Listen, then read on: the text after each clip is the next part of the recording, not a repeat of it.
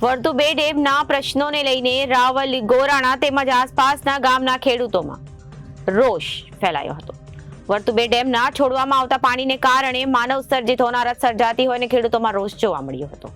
વર્તુ બેના ડેમના પ્રશ્નોને લઈને રાવલ, ગોરાણા તેમજ આસપાસના ગામના ખેડૂતોમાં રોષ જોવા મળ્યો।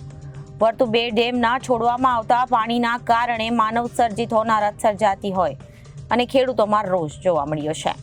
ડેમ મેનેજમેન્ટની બેદરકારીના કારણે હજારો ખેડૂતોની 15,000 હેક્ટર જમીનની દશા બગાડી છે। ડેમના પાણી છોડવામાં આવતા હોય અને નદીઓ તૂટેલી હોય અને ખેતરોમાં વ્યાપક તબાહી સર્જાઈ છે। ખેડૂતોની હાલત દયનીય બની છે। વર્તુ નદી ઊંડી કરવી તેમજ વર્તુ ડેમ 2 માટે સ્પેશિયલ પેકેજ આપી નદીમાં પ્રોટેક્શન વોલ બનાવવા સહિતની ખેડૂતો દ્વારા માંગ કરવામાં આવી છે। ખેડૂતોને શિયાળામાં પાણી મળતું નથી અને ડેમના પાણીથી નદીઓમાં પૂર આવતા ખેતરો ધોવાઈ જતા અને વ્યાપક નુકસાનની ખેડૂતોમાં રોષ જોવા મળી રહ્યો છે। રાવલ સહિત વર્તુ બે ડેમના કારણે થતા નુકસાનના કારણે આસપાસના ગામો ખંભાળિયા કલેક્ટર કચેરી આવેદન આપવા પહોંચ્યા હતા અને કિસાન કોંગ્રેસના આગેવાનીમાં ખેડૂતો આવેદન આપવા પહોંચ્યા હતા। મારું નામ પોપટભાઈ ગીગાભાઈ મોઢવાડિયા, રાવલ વાડી વિસ્તાર। બરોબર, અમે આવ્યા છે આવેદનપત્ર કલેક્ટર સાહેબને। મુદ્દો એવો છે કે આ ડેમ વાળો છે, વારે ફરતે પાણી છોડ્યા રાખે, ઓછીતું કીધા વગરનું એને મર્યાદા વગરનું છોડી નાખે। જે મન પડે ત્યાં દરવાજા ખુલ્યા કેટલા બતાવે, ઓલા નજીક 2 ફૂટ ખોલ્યા હોય, 8 ને ખોલી નાખે બધા પૂરેપૂરા। અને એને હિસાબે અમારે 15-17 ગામોને બધાને નુકસાન એવડી થયેલ છે આખી વરસાદનો। ને હવામાન વાળા આંકડા આપે છે કે એટલે ટાઈમે વરસાદ આવવાનો જ છે। એથી ધીમે ધીમે ખોલ્યા રાખે તો કંઈ આપણે વાંધો જ નથી પાણીનો। ભેગુંથી ખોલે ને એટલે અમારે ઘડુમાં ઓલા નજીક 3-3 ફૂટ પાણી ગયા। જાનહાની બહુ થઈ, એકદમ માલ ઢોરું બધાયમાં પાક ફેલ થઈ ગયા, ખેતરું ધોવાઈ ગયા, ઘણું બધું નુકસાન છે। અને સ્થળ ઉપર તો કોઈ આવતું જ નહોતું તાણે તંત્ર। રજૂઆત ઘણી વખત કરી અમે। આજે અમે આવેદનપત્ર આપ્યું, ડેમ વાળું હે દરવાજાનું હે એને હિસાબે મેન મુદ્દા ઉપરથી આવેદનપત્ર આપ્યું કલેક્ટર સાહેબને ખંભાળિયા જઈને। એના ઉપરથી હવે સાહેબ જે માગણી કરે ને મુદ્દા જલ્દી ઉકેલ આવે ને એને ઉપર ધ્યાન રાખીએ અમે। પોરબંદર જિલ્લો અને દ્વારકા જિલ્લાની વચ્ચેથી પસાર થતી વર્તુ નદી જે છે, આ વર્તુ નદી વર્તુ બે ડેમ ભાણવડ પાસે આવેલો છે ને એની ઉપર લગભગ 6 થી 7 ડેમો છે।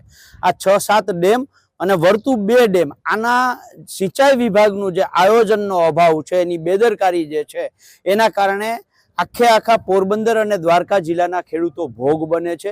રાવલ નગરપાલિકા જે છે એનું આખા ગુજરાતે જોયું કે આ વખતે 3 વખત આખું રાવલ ડૂબમાં ગયું છે।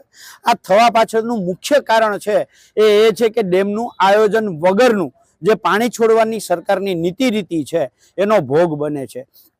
કેવી રીતે? તો 18 જુલાઈએ જે વરસાદ થયો એની આગાહી 15 જુલાઈએ થઈ હતી। એવી જ રીતે 22 ઓગસ્ટનો વરસાદ જે છે એની આગાહી છે એ લગભગ 15 ઓગસ્ટની આસપાસ કરવામાં આવી હતી। તો સરકારે આટલી આગાહી હોય તો પાણી છોડી દેવું જોઈએ, આખો ડેમ ભરીને શું કામ રાખવો જોઈએ?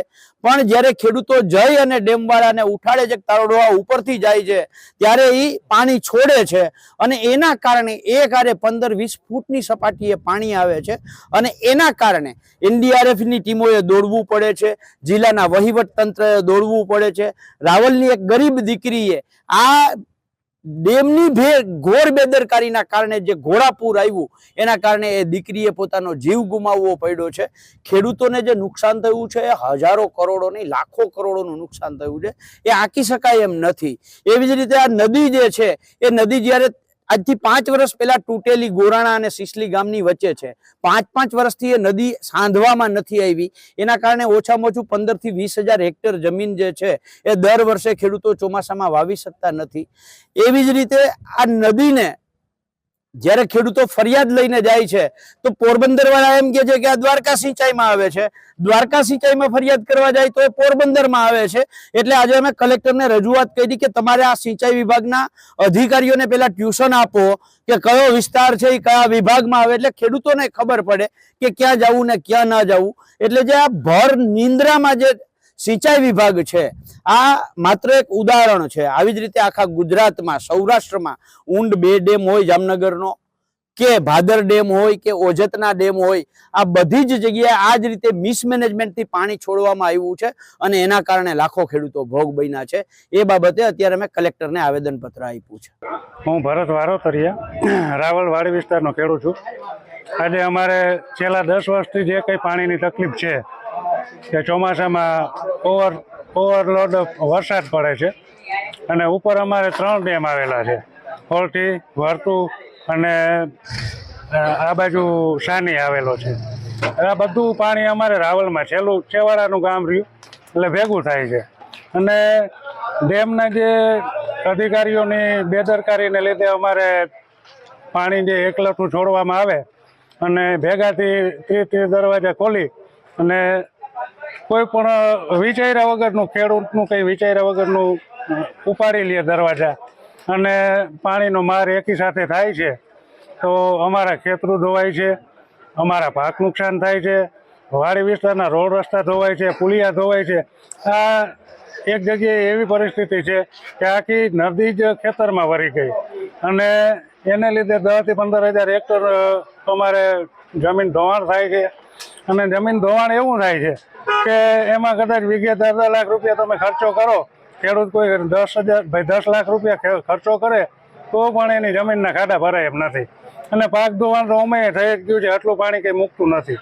એટલે આજે અમે કલેક્ટરશ્રીને અમારું આવેદન આપવા આવ્યા છીએ અને અમને યોગ્ય પ્રતિસાદ મળે અને યોગ્ય ભાવ મળે એવો અમારો આગ્રહ છે.